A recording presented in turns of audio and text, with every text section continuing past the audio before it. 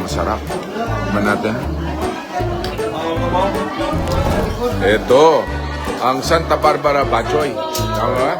Ay, hello. Masarap daw ito. Titikman natin.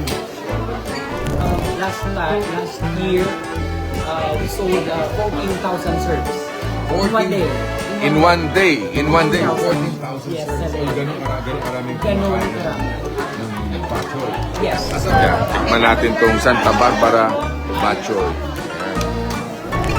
Ayan, no? May itlog, may karne, may baboy. Yan. Oh, masarap. Tikman natin.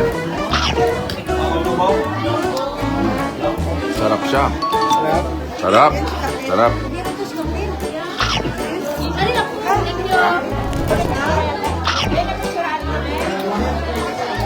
Galinamnam. Masarap. Kaya iba talaga ang Iloilo, no? Mga bachoy talaga. Akala ko lapas lang, pero to grabe, sarap din. Hingit ko yun, no? Punta kayo dito sa Iloilo. Santa Barbara para matikman nyo rin itong bachoy.